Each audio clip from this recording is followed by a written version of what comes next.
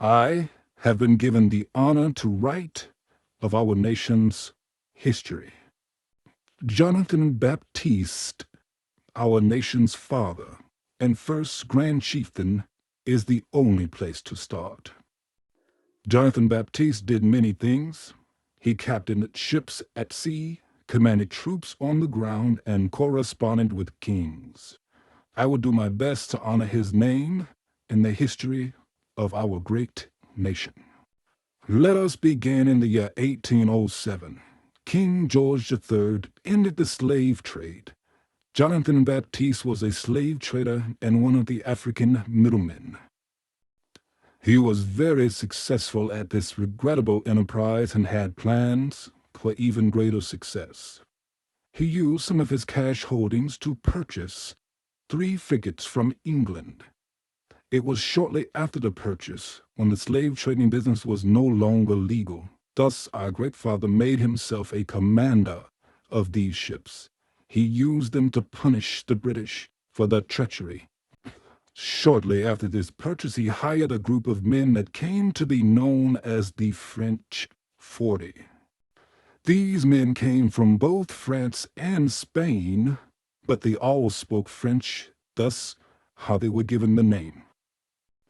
The men were veterans from both countries' navies, and they were needed to train Baptiste and his men how to prepare the ships and to navigate the seas.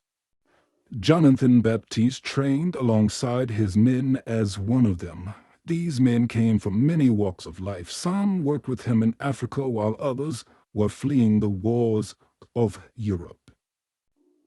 The French 40 began their work in November of 1807 after being paid handsomely by Baptiste. The first thing they did was inspect his ships. They were found to be in good condition, but the British removed all the cannons. This was the first of many problems they encountered.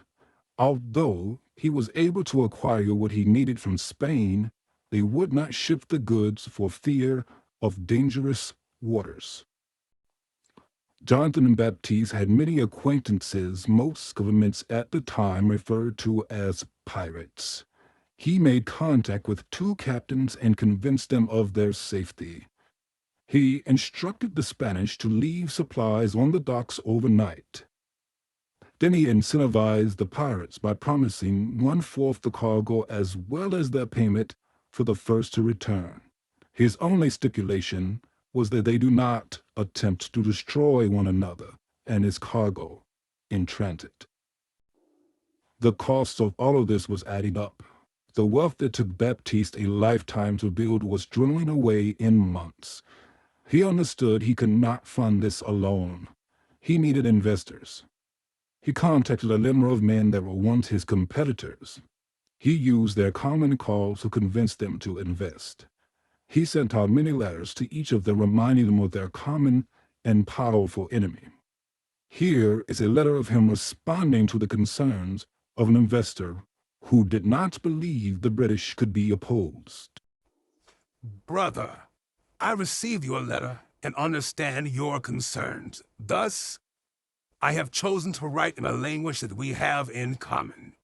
It is true the British are powerful, but we have learned from their colonists they can be defeated. Their great power is their weakness.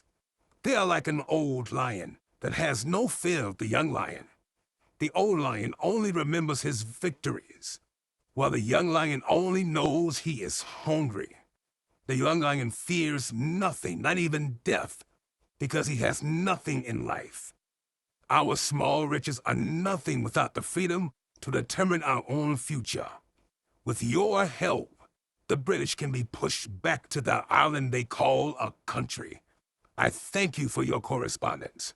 I would be grateful for anything you send.